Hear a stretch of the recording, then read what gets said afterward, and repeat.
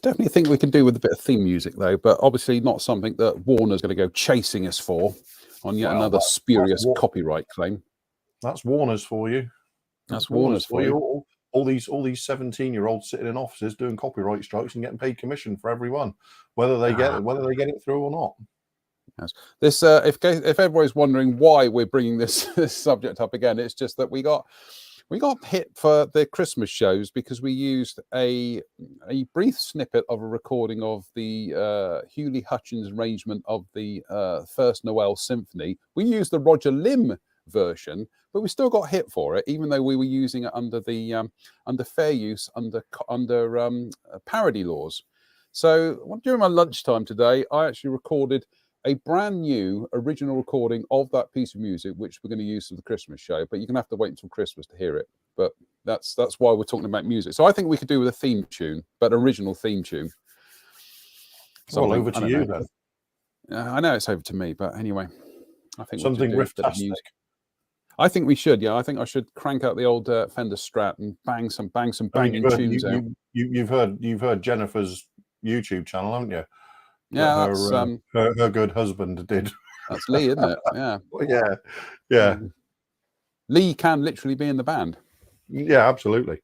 Yeah, he literally can be in the band. Anyway, hello everybody. Welcome to tonight's Interesting Modelling Company show, the Midweek One, and we're doing do you know what, Drew? I think we are going to overrun tonight because we're looking at the 2022 ICM catalogue. They've packed a lot in there, haven't they? They're a busy old company this year, aren't they? They're a busy old company this year. So and excellently so, I have to say. Absolutely. So I think we should without further ado, let's jump in there with. I think everybody can see that. Yes. Yeah, I can see it. So if I can see it, everybody can see it. I can see it as well. That's jolly good. So here we go. This is the ICM 2022 catalogue, which from the outset, they're giving you a pretty big clue as to what one of their major stars is going to be this year. Right. So we'll just scroll down to that immediately because, goodness me, I mean, let's try and get our heads around this. Well, we've just had a discussion on how we're going to phrase its size, haven't we? Because phrase it kind of PG. Both of our initial phrasings of the size aren't acceptable in polite company. So let's just say it's going to be monstrous. Yeah, a 35th scale Sikorsky Skytrain or a Atari. 48 scale, I think, would have been quite impressive. 72nd well, scale. It's almost exactly the same size in terms of its footprint. It's almost exactly the same size as a CH-53. So 48 scale kits of the CH-53, like the Revell one and the Academy E model, they're big old buses. They are large models. And so in 48 scale, this would have been a sizable model, not a small aircraft in 72nd scale. No, it's still a big helicopter. So the fact that they've gone for 35th scale, it's only 5 or 6 months ago that this news of this started sort of dribbling out, shall we say. And even some of the old stalwarts of the industry said, now there's no way it's going to be 35th. Somebody's got something wrong in the translation somewhere. There's no way this can be 35th scale. 6 months hence, here we are with not just a 35th scale sky crane, but a variety of boxings of it as well. It's not like they've done a one-off. where they've just done this is a sky crane. There you go. Presumably, though, I can see there's the A there, A with the BLU 82 daisy cutter. I'm presuming there's going to be a B at some point as well. So, yeah, they're doing 2 versions of the A initially. I mean, we don't want to second guess ICM, but I think that's what we're here for. No, well, that's what we're here for.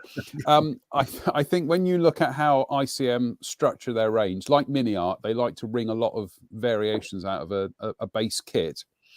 I would not be surprised if we do get a CH54B out of this one. I think again, it all comes down to kind of sprue breakdowns and things where you immediately start hunting for the different undercarriage and things, and maybe the external drop tanks and things like that.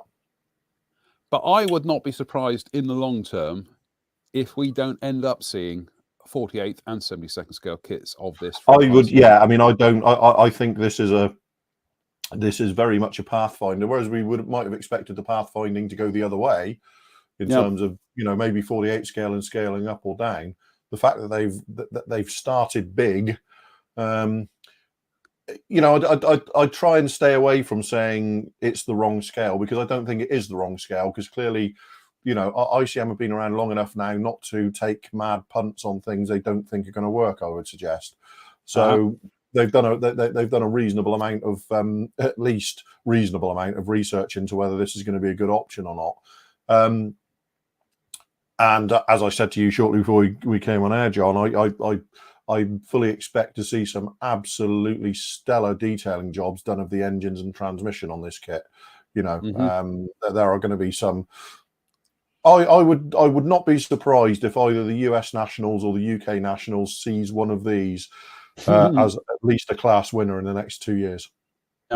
Yeah, because it's got that kind of. It could, because with the CH54 having the entire transmission and drivetrain and engines exposed, it's just an invitation, isn't it? There's nowhere to hide. Let's put it that way. There's absolutely nowhere to hide.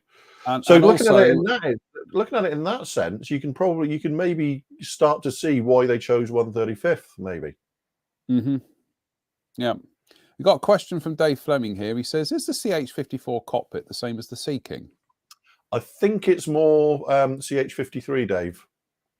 I think they were sort of, you know, around the same sort of time, and they're around the same sort of size. So the impression I get is it's probably closer to the CH53 than the S61, but I don't know that. That's a feeling I've always had looking at it, that it's almost I think probably the main rotor system, it's a 6-blade rotor system. I think that's probably broadly similar to the CH53s in both size and you know, componentry sort of thing. It's a 6-blade fully articulated rotor head. So I would, you know, they're not going to design 2 completely separate ones or scale one if they've got one there, are they? So I don't know that. I'm kind of surmising, but I can see this though being very popular. It's, you know, it's Vietnam era helicopter. It's in 35th scale. It's got that crossover appeal. It's let's say it's going to be an opportunity to do a massive amount of detailing. There's no hiding place with that engine or anything. And no, yeah, be interesting to see if they haven't shown the big cargo pod at any point yet, have they? Not yet. So you know, there's kind of options there for, you know, the cargo pod. You know, possibly we tend to think of it because of the Revell kit, but I don't actually think it was used that widely. It was certainly not nearly as common in usage. The aircraft was used as a flying crane for the most part, rather than you know, doing that sort of thing. I can see a couple of comments on there about it. Nice to see the firefighting version.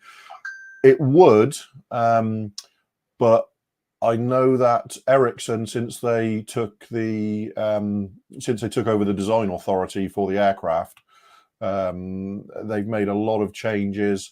And I also, I think I'm right in saying they are very, very protective of their intellectual property. Ericsson have turned out to be very, very protective of it. So there might be, I've no doubt that you will see aircraft finished and modified like that, but I don't quite know how easy it will be to do that as a molding, if you see what I'm saying. So Ericsson Sky Cranes, I would not expect in the near future, due to licensing and external differences. But yeah, A's and B's, I think. And big, and it's going to be released as a set, isn't it, with some Vietnam stuff, probably the Cobra at some. I would not be surprised. Well, you mentioned Cobra, and they have gone back and done the Cobra in 35th scale. This is the most peculiar thing, isn't it? They released the Cobra, however you want to say it, in 32nd, and which is my preferred scale, if I'm honest.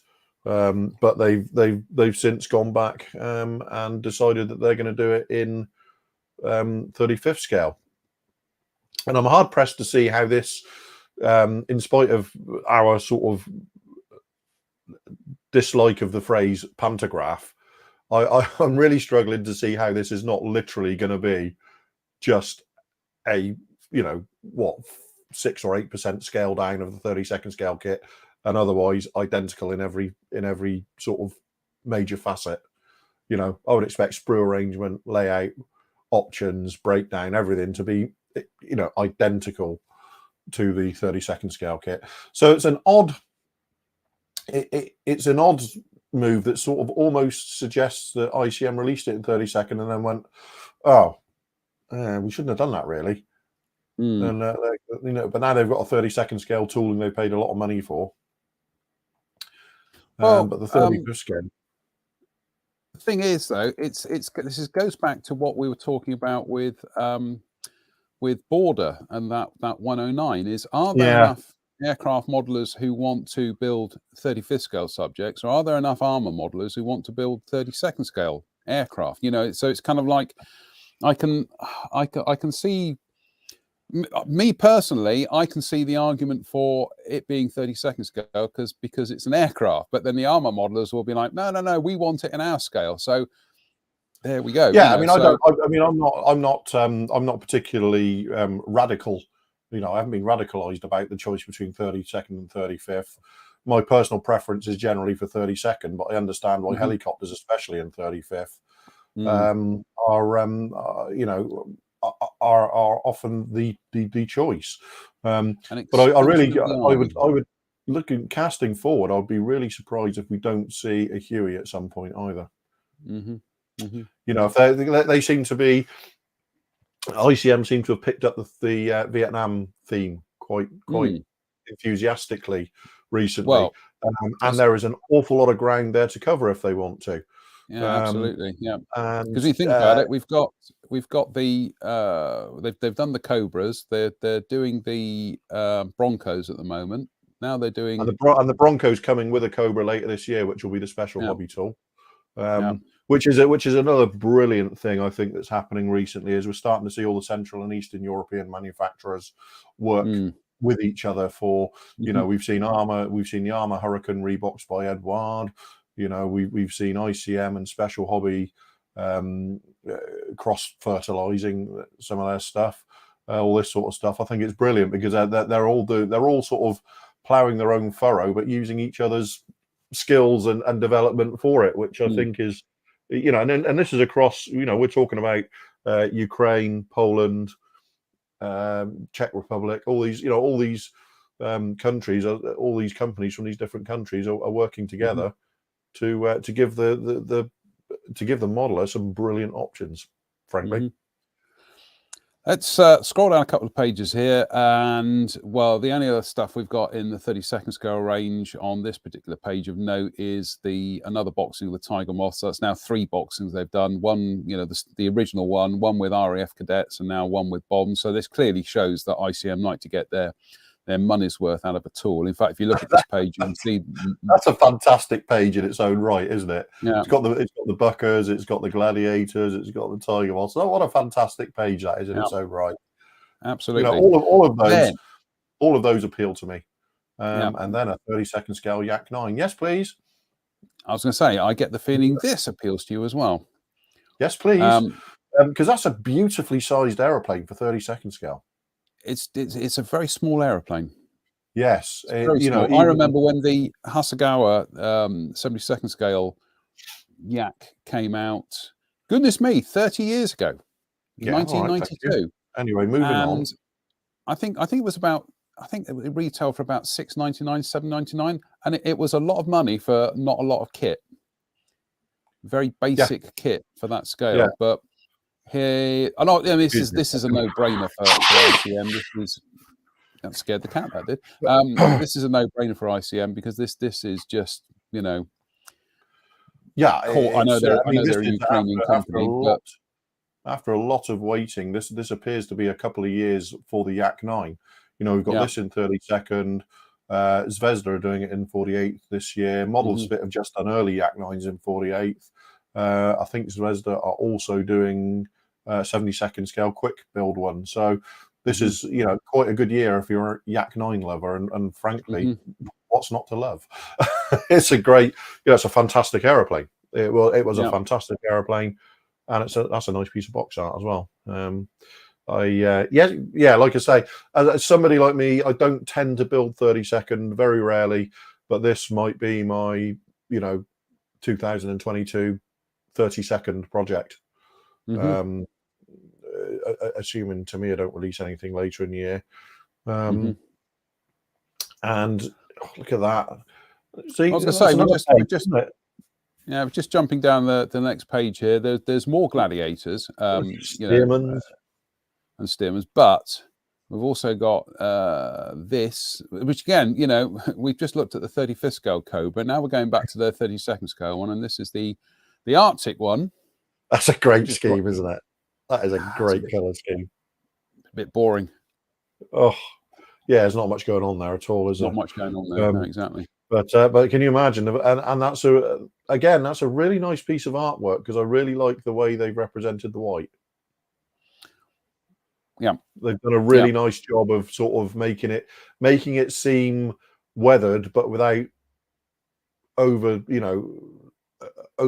it. I think that's really nice. It's also making it stand out against a white background as well.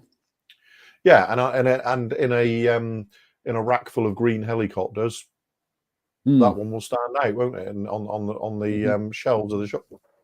Excuse me, shop as well. And it should be said that 32nd scale Cobra is a beautiful model. It really is beautiful. And that's being released by Special Hobby, isn't it? As Special Hobby doing the 48th one, and ICM are reboxing it with the Bronco. So Special Hobby have got a special release of the 32nd scale ICM Cobra with lots of resin and stuff in it. So that's great. We'll just jump down to the next page here. They're doing a tie-in 25 years later of tying in two models to the film The English Patient. That's interesting, tying two models into a film from 25 years ago. And then we've got more of the Cobras down there, and as we've said already, you can see how they like to get their money's worth out of this. Then we got some figures. And then they've got some more figures. Let's scroll on. Then we have new molds for some United States Army Air Force bomber pilots, which is interesting because there's not really any bombers in the range for them to go by. So, apart from the A-26, obviously, and Soviet Air Force pilots as well. So, it's really, they're just doing really clever stuff now, aren't they? They're making really, really good choices, doing really clever stuff.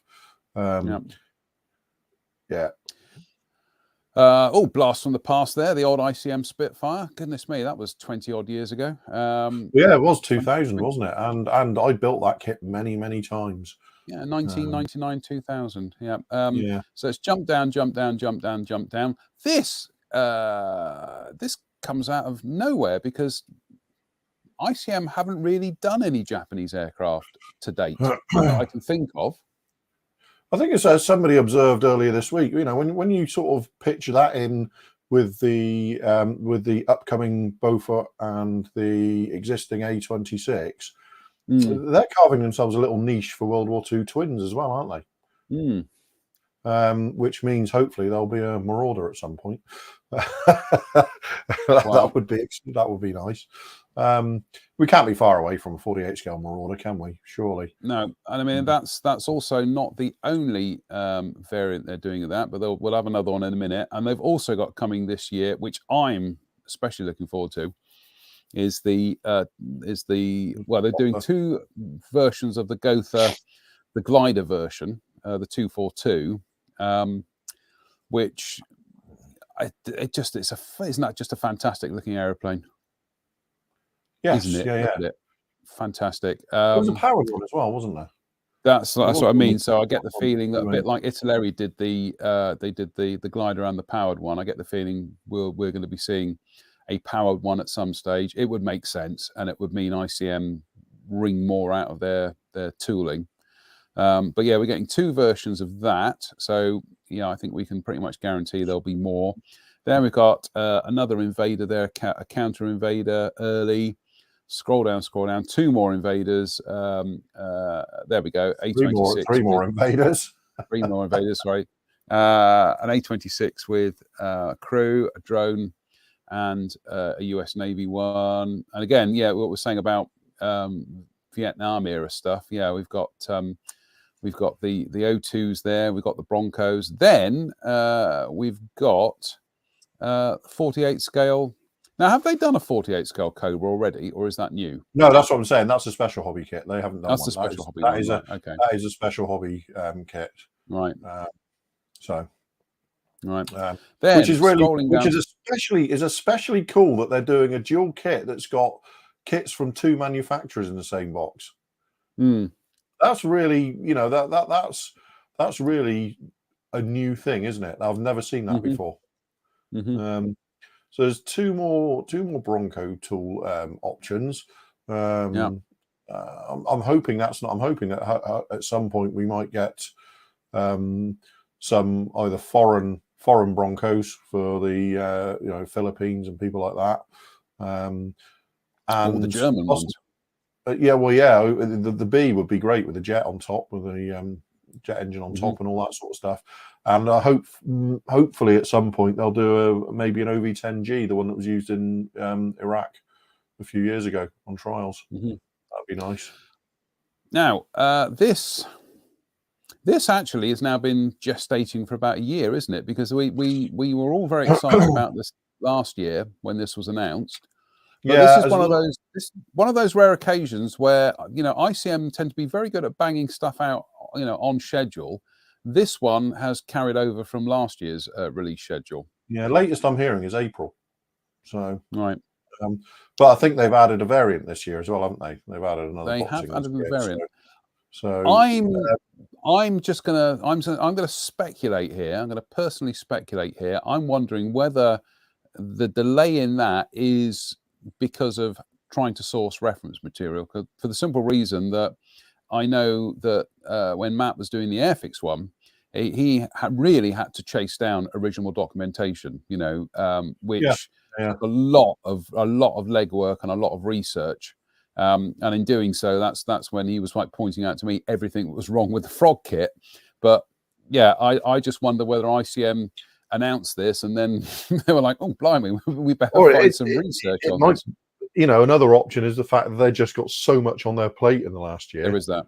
Yeah. It might simply be I've forgotten we haven't even finished yet, have we? We're still we're still going through their 2000. So there's US helicopter pilots, there's 48 scale helicopter pilots and bomber command RAF crew, bomber and torpedo pilots. So again, that kind of ties in with the Beaufort, obviously. And we got a couple of we've got a reissue there. So the TU2 is new, but it's not. No, it's just that's an old kit. It's a reissue. It's a reissue. Yeah. And then we scroll down. Don't do it to me. Yeah. Who wants that? Really? Hands up, anybody? Yeah. Well, I would put both hands up, but I'm too busy Yeah. drooling. Yeah, I mean, this is an interesting choice. It's going to be the MiG 23 ML, which is the first of the lightweight interceptor floggers. And it's interesting because Clearprop have announced their intention to do a range as well, and have shown off CADs and stuff. So we've got this ICM kit, which I am expecting to be beautifully molded, very, very accurate. But not very complicated. Mm-hmm. In most senses, I suspect it's going to be the exactly what I want from a 72nd scale flogger, in that it's just going to be something you can knock together in a weekend and use for color schemes, because there are a lot of color schemes for the flogger, and this variant in particular. Whereas the Clearprop one is very, very much more detailed and complicated, lots of etch and options and that sort of stuff going on. You all right? Yeah, I'm fine. It's all right. The cat has just leapt off my lap and taken the microphone with him. So yeah, I mean, I would expect, given what we see from ICM in general, I would expect this to come in somewhere around the £20 mark in the UK. Mm-hmm. Whereas I think the Clearprop one is going to be north of 30. It's going to be 35, 40 pounds, I would think, given what we know about Clearprop's pricing strategies and stuff, and ICMs. So I really think this is going to be probably in the £20 range. It's going to be very, very nicely tooled, molded, accurate. It's almost a kit from the home team, isn't it? For the home team, Ukraine used a lot of these. Russia obviously used hundreds and hundreds of them. Yeah, absolutely, and hopefully there'll be more to come along. But that for me is probably ICM's release of the year for me, as far as I'm concerned. And then we've got two more releases of the new Sally that they're doing. So that's the thing. This year they've announced it in 48th and 72nd. They're doing. Oh yeah, 72nd scale. Goodness me. Yeah. God, I'm half asleep here. Yeah, it's a 72nd scale one. I forgot we dropped down a scale one, and I think we've already seen some of the design work on this, and it's certainly going to have both major variants of the Sally, which had different sort of top fuselage turret arrangements and stuff. So, I mean, for me, I still struggle to get enthusiastic about Japanese World War II aircraft. I don't know what it is. It's a me thing, not about the not about the aircraft, which are certainly interesting enough in their own right. But it just speaks to me of their sort of having discovered this niche of 72nd scale or twin engine World War II aircraft. I'd forgotten completely about all the Heinkel's and the Dorniers and all that sort of stuff they've done in the past, and the Junkers 88s. They are one of they've become one of the preeminent companies, haven't they? Large scale companies in the last couple of years. Well, as I say, you go through this catalogue, they have their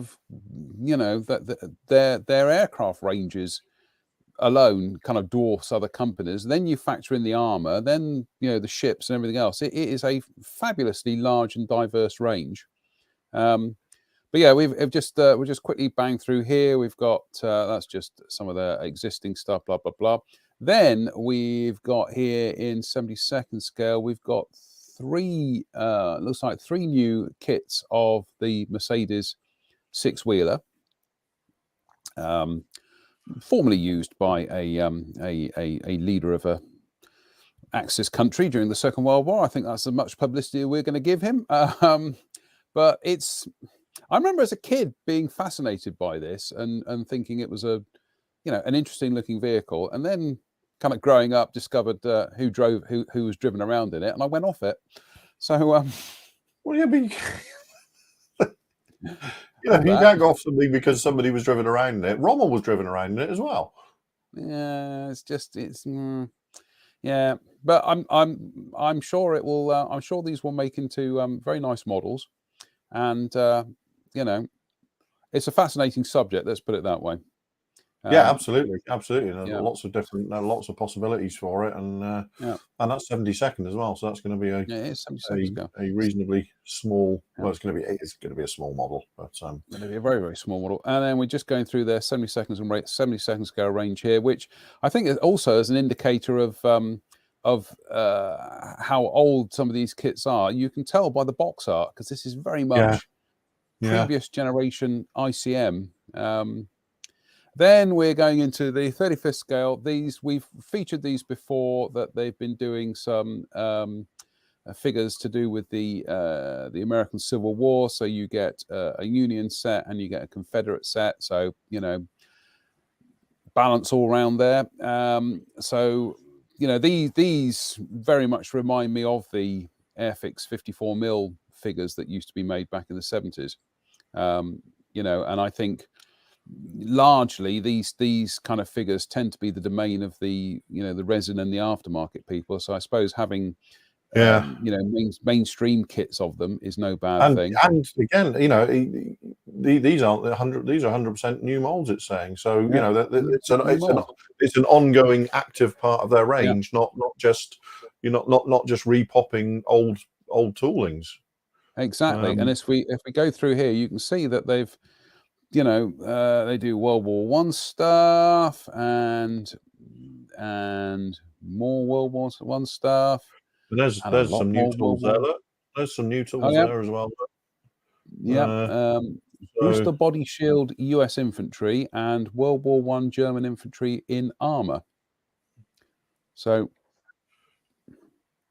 yeah, I get. I mean, there's some even more. World War One Italian armor. Yeah. And then scrolling down. No, that's just standard stuff. I like the Eritrean battalions. That's it's an old kit, but that's imaginative. And scrolling down, 35th scale, we've got World War II German mortar crew, a mortar with crew rather. So that's good. And then scrolling down, we've got their Chernobyl. We'll come to the Chernobyl stuff in a minute. There's that new SD KFZ 247, but that's a variation on an existing kit. Same with the FCM 36 here. That's one of the German adaptations of the French FCM. But I've got to say, if I see one of those FCMs at a decent price, I'm going to bag one, because I do like that howitzer version. That just looks a bit mad, doesn't it? It is a little bit, bit meaty. And then we've got 35th scale. They're doing a King Tiger Lake with full interior. But here we go. Goodness me. Isn't that a beauty? Unimog, yeah. I've seen a lot of very positive responses to this, because, again, it's a vehicle that, for its ubiquity, hasn't really been touched, has it? Yeah, I mean, you used to see a lot of those on. Didn't the gas board used to use them? You used to see memories of them. You did. You certainly used to see them on the roads in the UK. And one of the utilities company used a lot of them. I'm just going to Google British Gas Unimog, so fill in. Well, I'm not sure it was British Gas, but I know one of the utilities companies definitely did use Unimogs for a period of time. Simon Lewis is saying, has ICM taken the decision to try and keep up with mini art releases? It does appear that way, doesn't it? They've sort of become one of the companies whose premises I'd most like to visit, just to see how they just to see how they operate as a company, because they're so phenomenally busy. Well, here's the thing. It's not the same vehicle, but I've just come across some images here. It's a completely different vehicle, but Dorset Fire and Rescue used to operate Unimogs. Completely different model, but I'm sure Tim Maunder will be chipping in a minute to tell us all about them. But this is. Yeah, I can see ICM shipping crate loads of these. Just a fabulous looking vehicle, and because the British Army used quite a lot of them as well, didn't they? They certainly used them a lot in RAF Germany for towing stuff Yeah. around and everything. And they're doing two versions. They're doing standard military truck, but they're also doing a 404 with box body as well. So, and it's probably not the only one, because I'm sure if we scroll down to the next page, there'll be another one. No, there isn't. Okay, fair enough. And then what have we got here? We've got, I do like that AHN2. That's a existing That's kit, mad. but That's just mad, Ted. That's mad, Ted. absolutely. I love that. That's Just, on a level with that. That's is mini so art French. levels of great, isn't it? That is so French. Yes, isn't it just? That is just pure French. Yeah. Let's scroll down. These are all existing kits. Again, existing kits, but goodness me, what? It's only when you start going through this range, you start thinking, you realise what a phenomenal 25 years or so they've had, haven't they? Yeah. You know.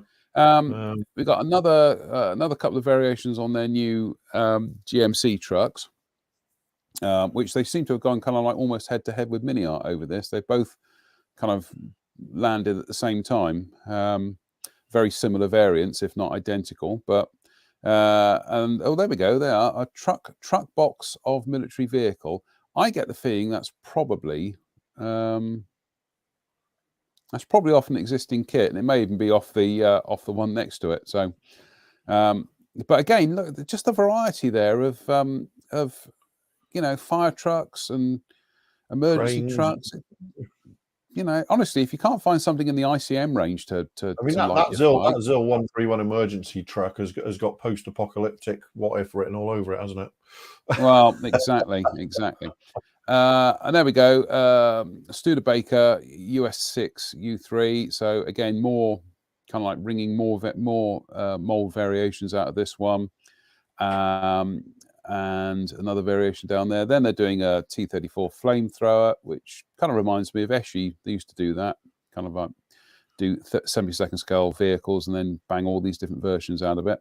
There we go. More versions of the lovely Laffley, which I've got to say, I have been having a ball building this one. I probably wouldn't build another one, but I've enjoyed the one I've built. Let's put it that way. So we've got two more there. We've got the one with the Hotchkiss machine gun, and then we've got a German one. The German one, I think, is the one that does use the extended tow cable at the back, apparently. So I'm looking at the main front wheels on that look different as well. They look bigger than, maybe not. Maybe it's just the way on the German one. Maybe it's just the way it's been painted, but it certainly looks bigger than the one with the Hotchkiss. Certainly looks like it's got smaller. Yeah, the first release and the German one do look to be the same wheels, but that, I don't know. I think it's probably the way it's been painted. Yeah, I do agree with you. It does look like they do look like monster trucks, whereas that one looks a bit more subdued. But I'm sure somebody will will put us right on it. But I get the feeling they probably aren't. They probably are all the same. But yeah, more fabulous vehicles. I actually built the Admiral Cabriolet when it was reissued by Revell. I bought that in Frew about 10 years ago. Tried painted it in a glossy black scheme and kind of fouled it up. It's up in the attic somewhere. I'm sure if I was to get it down and strip it off and do it in camo, it would be finished. Another go. Yeah. Have another go. There we go. Some more of those 6-wheel Mercedes. Let's move on. Some nice Ford T's there. Again, what fantastic just fantastic variety, and especially down here with these. Anybody who says, "Oh, it's all military, or it's all boring, or it's all Jeeps and it's all Spitfires," no, come on, look. There's real adventure going on here. Then we have the Chernobyl series, which we've talked about before, which is an incredibly bold move by ICM, but it's done tastefully. I think it's the best way of putting it. I think there's almost a kind of weird patriotism going there. There's a certain amount of reverence. Let's put it that way. Yeah. It's it's a local place, isn't it? It's local. So it kind of feels that sort of way to me. But yeah, it's not garish and it's not overdone, is it? It's not sensationalist. Let's put it that way. No, that's what I was looking for. And I think actually these kits, we mentioned this before, I think these kits can actually also serve a greater educational purpose in the long term. It's not exploitative. No, exactly. Some 24 scale vehicles here. Again, you know what? This is not a scale or a genre that you and I are ever likely to kind of, you know, get into massively. But I tell you what, if somebody just kind of like said happy birthday and plopped a Model T on the workbench here, I'd build one of these quite happily. I just think they're remind me a lot of the stuff that my uncle, Yeah, my that late uncle, 1915 Roadster I really like, actually. Well, which one was that? Up a bit. Up a bit. Up a bit more. Oh gosh, there you go. The first one on that page there. The first one on that page. That little blue Roadster. I really like that. Yeah. No, I think it's yeah, I might actually get one of these. My interest is now piqued. Let's put it that way. And also a Benz Patent Motor Wagon 1886.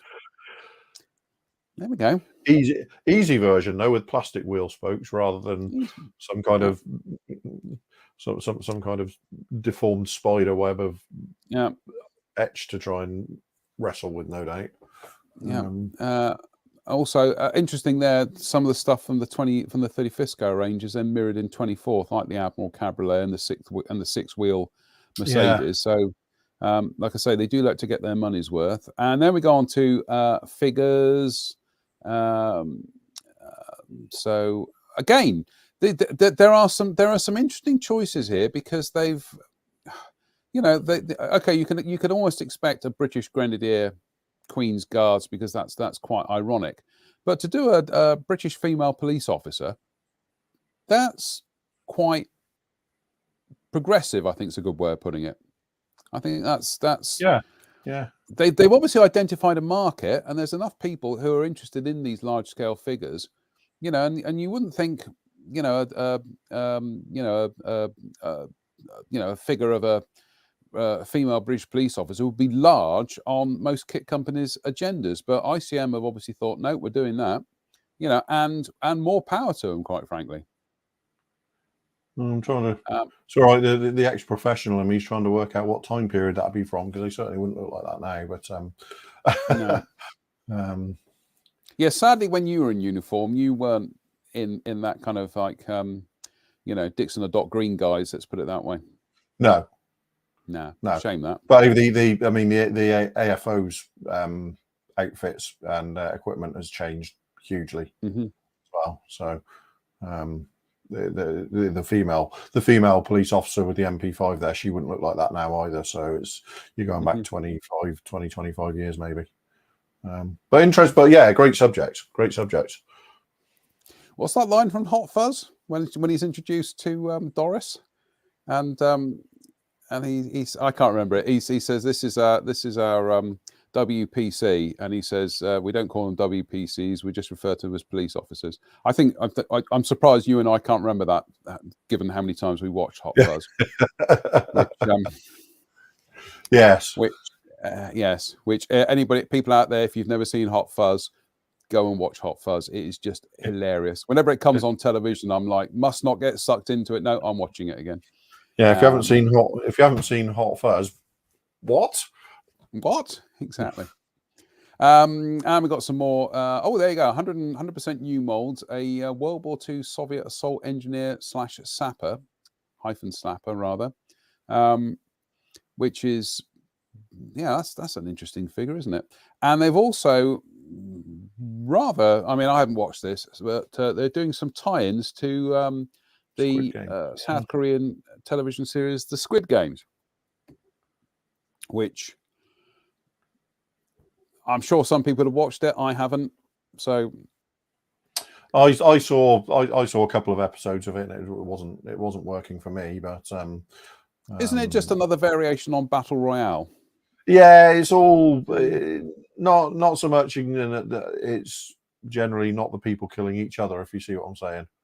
It's but it's of that sort of, you know, it's that game show sort of Running Man kind of thing. Running Man, that sort of that sort of milieu, shall we say?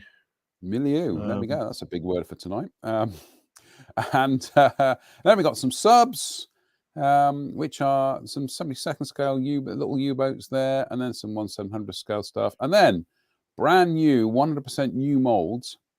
And this is in.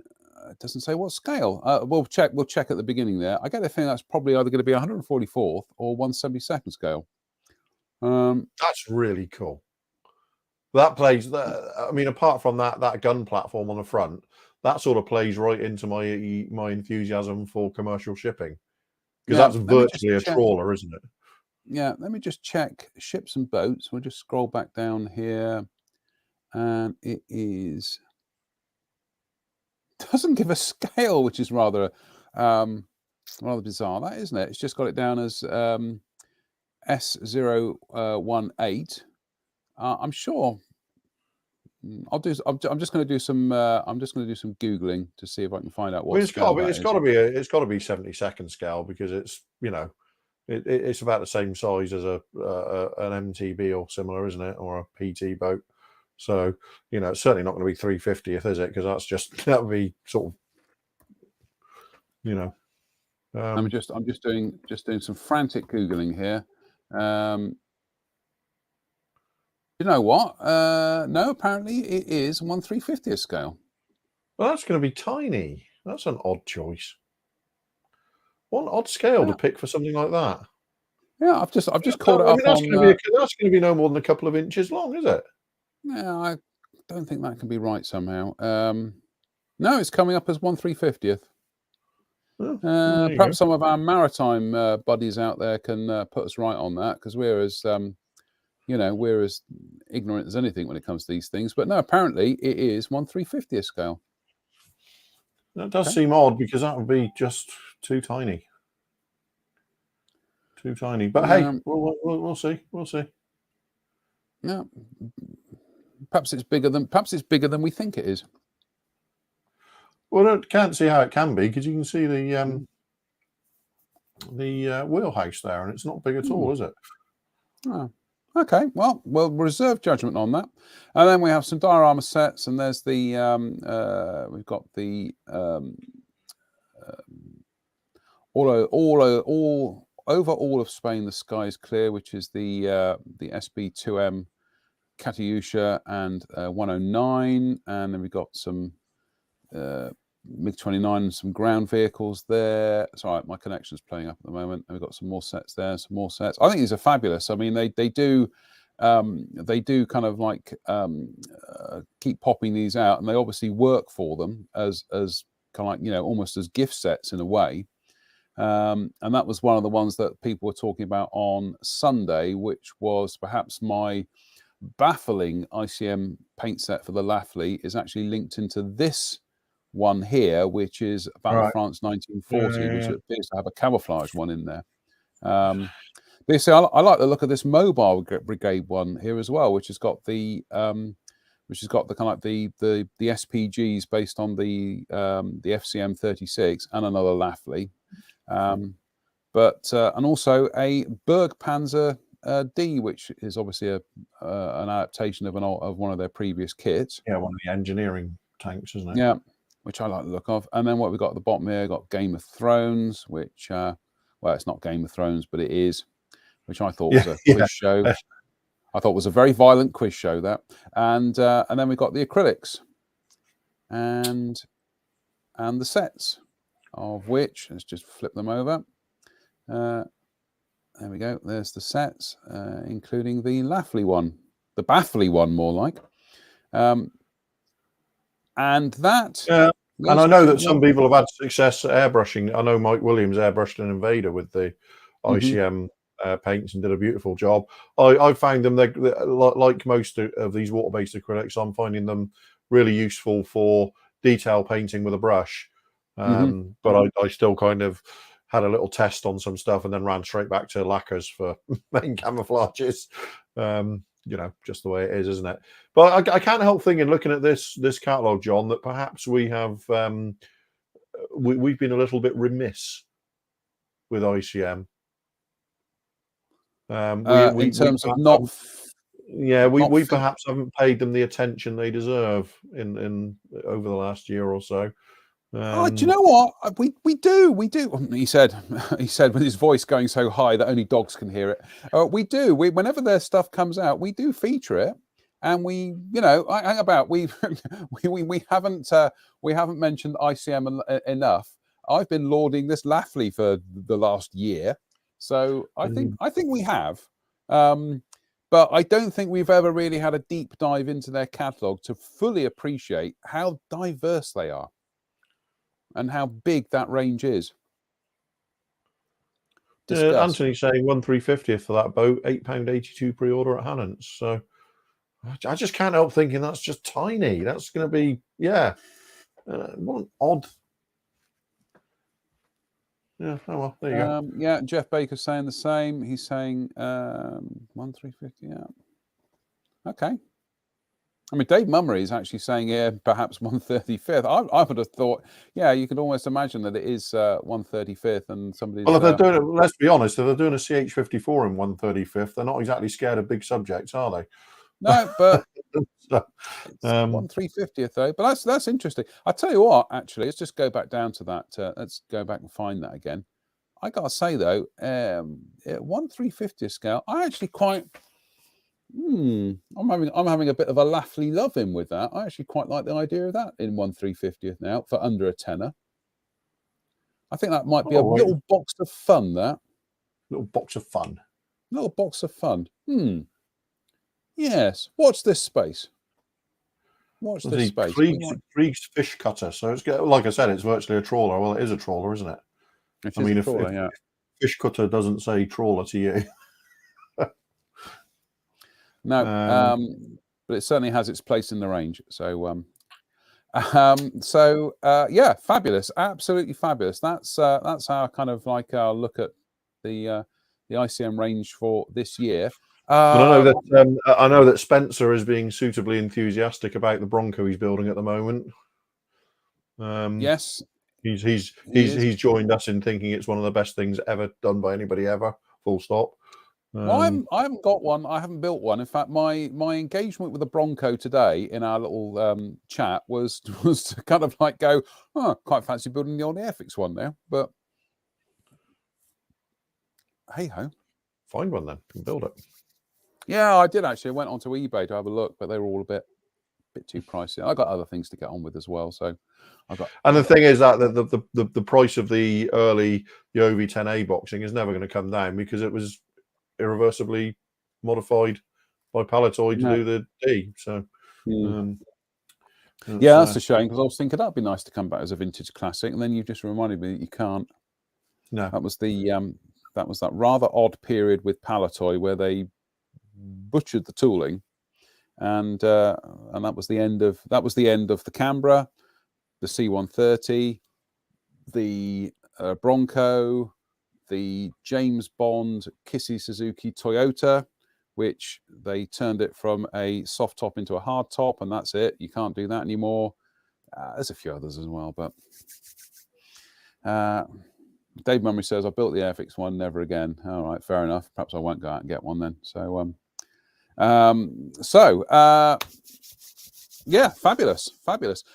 So out of that range, I'm gonna take a guess here. I'm gonna do the old psychic stuff here, and I think I can see you in the market for a MiG-23 or 6, 23 or 20. Yeah. MiG-23 or 6. 23, yeah. I can, or 6, yeah. I can see you in the market for another Bronco. I think it's fair to say. And I can see you in the market for an Arctic Cobra. Possibly the Arctic Cobra. Certainly the whoever gets the 48th one out first, I'll be in the market for. I quite fancy one of the boxings, of the Bronco and the Cobra together. But there's certainly a lot there, and given that we know what the quality of their stuff is now. Oh, and the Yak 9 as well, and the Yak 9.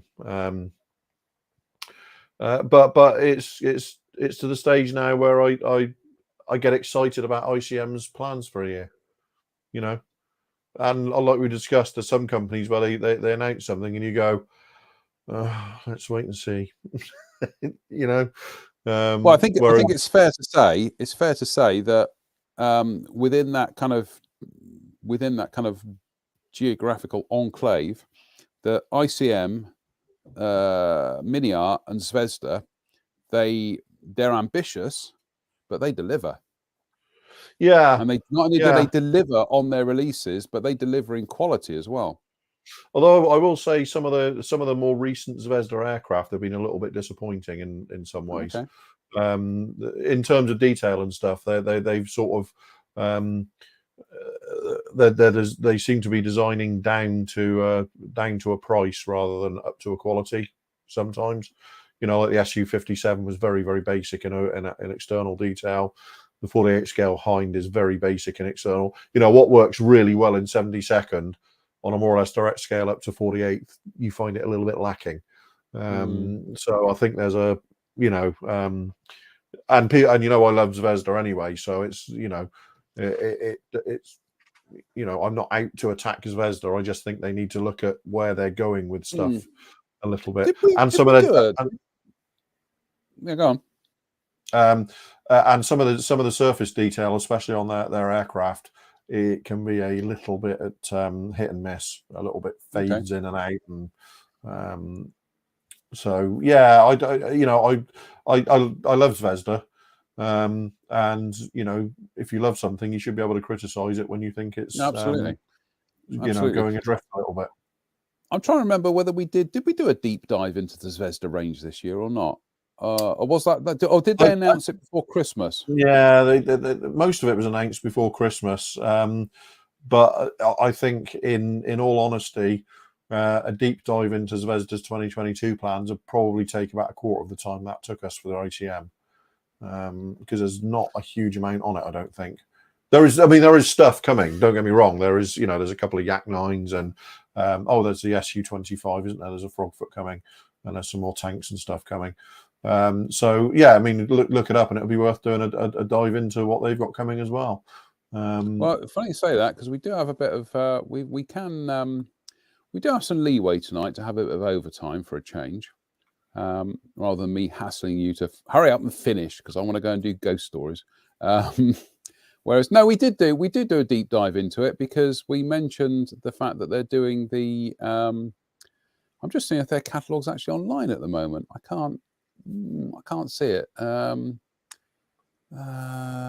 Bear with. No, I can't seem to find their catalogue online. I'm sure they did release it at some stage. They've got another release of the Hercules coming, haven't they? Yeah. So I'm just let's just have a quick look. New releases. I'm just having a quick look. No, they haven't. Don't appear to have put their catalogue up yet, because I think they're. Yeah, you're right. They're doing Yaks this year in 48 scale, and a quick build 72nd. And quick build 72nd scale. No new catalogue yet. But as soon as they do announce it, we will have a dive into it. But no, I thought we'd done that, but we hadn't. I can't remember what I had for lunch yesterday. It all merges into one, doesn't it? It does. In fact, I didn't even have any lunch yesterday. That's why I can't remember it. So, before we finish off for tonight, we'll do any other business. What are you working on, man? Well, I haven't actually made any progress for the last 3 days on the. I'm still working on the IBG Dora 15 because I've been messing around with some 3D printing stuff. Because I'm trying to refine some of the 3D printing stuff on a couple of my printers at the moment. So I'm still sort of. Let's have a look. I'm still sort of working on. Your undercarriage bays. Yeah, I'm still kind of working to refine the undercarriage bay things. But people are wondering why there's so many of those. It's because with the resin 3D printing, it would took about 2 hours to print one of these, and it took 2 hours to print 25. So it's the same time no matter how many you print. So they're actually slightly different. Hopefully you can see that they're actually slightly different shapes and designs, so you can trim differently for them. But we're working on that. So that's been what I've been messing around with for the last 3 days. I tend to find when I sit down and start doing something for a specific job, 3D printing for a specific job like this, I then invariably fall into sort of a little hole for a few days of only messing around with 3D printing and CAD design and stuff. So I was looking at the Fokker Wolf today and thinking, no, I've got to get back to that. So the plan is tomorrow I'll start getting some paint on the interior of that to get that together, because I know that Robin's well ahead of me now with his. We both started them at roughly the same time, so I need to do a bit of catching up there. The Laughley, I thought you'd have had paint on that by now. I thought I'd have paint on this by now, but I've just had to deal with a couple of join lines on it. Unfortunately, I haven't got my camera set up, but you can probably see on the little combing there's a little bit of Mr. Surfacer, because when I went and had a look at some reference pictures online, that is actually a smooth, continuous piece.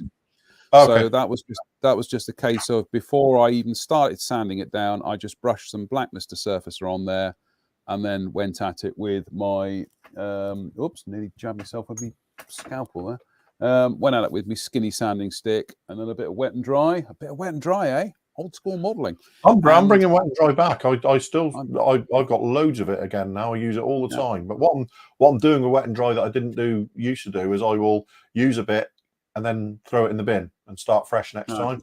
I don't have those lots of bits of scrap wet and dry lying around anymore. Here is from that retail mecca, Poundland. 16 sheets of assorted wet and dry sandpaper. It does include, just says 4 sheets coarse. You should have heard the language. 4 sheets medium and 4 sheets fine. 4 sheets extra fine. I think the extra fine is is that 400 grit? I can't remember. I don't know. I bought this 6-7 years ago. Yeah. And as you can see, I haven't really kind of used very much of it. So yeah, I mean, I firmly believe that in the last 15-20 years, we've kind of moved over to sanding sticks and things like that, and sponge sanders almost exclusively. And when I sit back and use wet and dry for stuff, I go, wet and dry is still the best for a lot of jobs. It's funny how, yeah, because I was doing that today. I just needed to get in little tight angles on that combing to just, get rid of the rest of the Mr. Surfacer. And it was just like, why?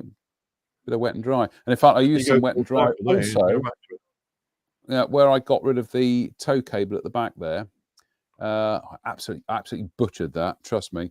And I thought, that looks really kind of gnarly. What can I do? Hide it with mud. So but yeah, so that's all together now. So yeah, I've got me, look, we're meaning business. We've got the surface primer out.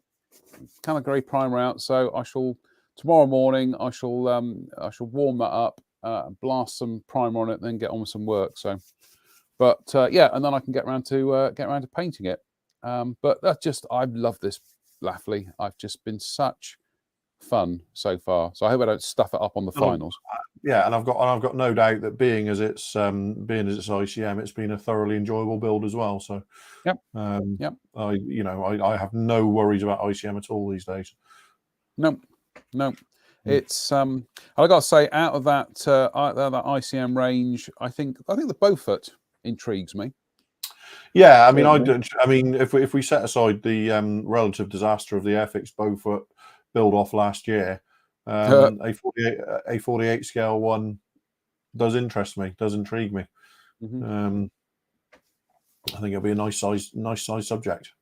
Mm-hmm. I think what we're going to try and do this year is we're going to try and do some. We're not going to do another Beaufort scale thing. We're just going to do some loose, kind of like themed things of a sort. I know we've talked about about doing a Matchbox thing around about the middle of the year, which is just, bring your own matchbox. That's it. That's all there is to it.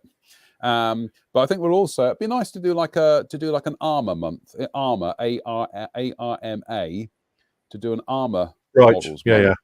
Yeah. So everybody just grab an armor kit, and you start at the beginning of the month and finish at the end of the month, or just share the ones you built. So it'd be fun to kind of dip in and out of the year and do little things like that. Not structure, not like the way group builds are done on other paces. This is just bring it in or don't worry about it. Yeah, it's really the participation that matters, not the. It's just the participation. It's about the journey, not the destination. Absolutely. Yep. Yeah. So, finally, any other business? No, not from me. No, I think it was that was quite an interesting little tour through a surprisingly diverse catalogue. When you sit back and look at it, it kind of escapes you a little bit sometimes, doesn't it? Just how diverse some of these catalogues can be. Well, you see, having gone through that now, all I can think about is one of those 1/24 scale kind of old roadsters. I got it in my mind. I'm like, because I do, because like I say, that's the kind of stuff. I remember my late uncle used to have a cabinet full of his model cars, and I was always kind of like, because they're all things I couldn't afford, and it was things like kind of like Revell dragsters, the Santa Pod dragsters, and the big long nose ones, and I think there was a 1/12 scale Airfix Bentley Blur in there as well. So I'm always keen to build cars, because it's reminds me of the stuff that he used to build. So all right, finally he's back again he's back for the night. I said any other business, and it doesn't include you. So on that note, I haven't got anything else. That's it. No. Until Sunday then. Until Sunday. What are we going to talk about Sunday? Because again, it's kit companies have been a bit light with info again this week. So yeah, we're going into this time of year where we can sort of review stuff that's been announced, but maybe there's not going to be a terrible amount to be announced for the next few months. I'm sure we will find something to talk about. Oh, we'll always find something to talk about, won't we? Even if we have a little bit of a bench off. What when you say bench off, don't you mean? We just sit here and, Don't you mean?